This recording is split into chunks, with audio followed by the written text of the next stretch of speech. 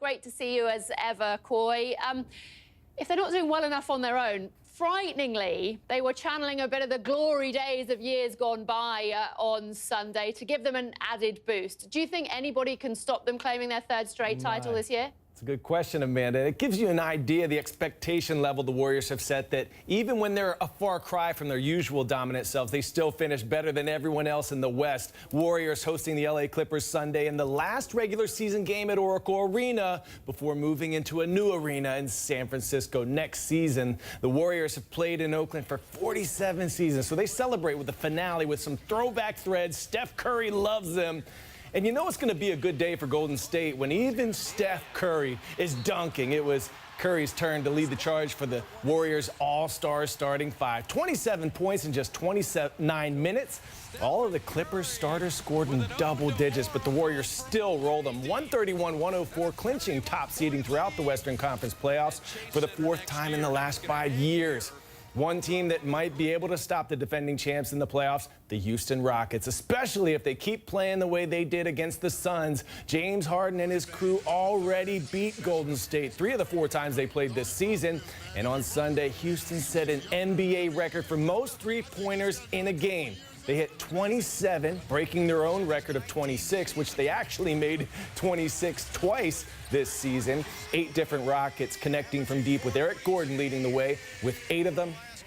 That ties his career high. Rockets smashed the Suns 149-113. Here's how the Western Conference looks as the regular season comes to an end Wednesday. The Rockets win and the Nuggets loss puts Houston just a game and a half game back of second. All 8 spots are claimed, but the real question is who will play whom? These last couple of games decide it all.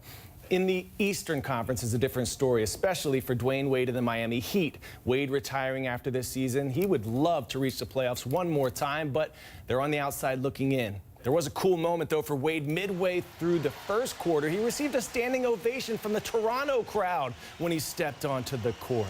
The 3-time NBA champ and future Hall of Famer didn't disappoint, leading Miami with 21 points, including 4 of 6 on his 3-point tries. The game went into overtime, but Toronto prevails, 117-109, handing Miami its 4th straight loss. That's the first time Miami has lost 4 in a row this year.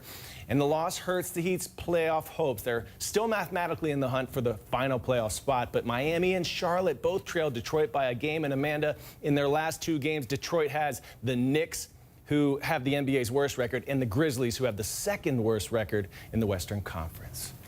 Yeah, very much coming to the end, coming to the climax in the NBA.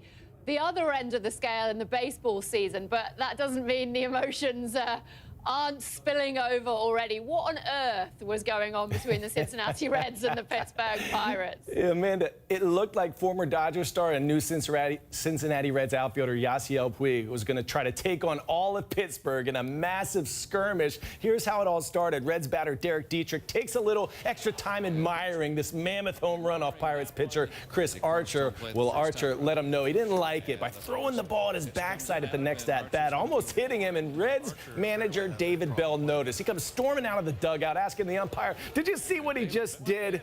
And both teams come pouring onto the field, and it looked like it was going to end quietly, but then Puig was like a bull in a china shop. His teammates trying to tackle him and pull him away, but they could barely hold him back. He gets ejected, and it would not be a surprise if he gets hit with further sanctions from Major League Baseball. The Pirates go on to win 7-5. That looked more like a rugby scrum out there than a baseball match.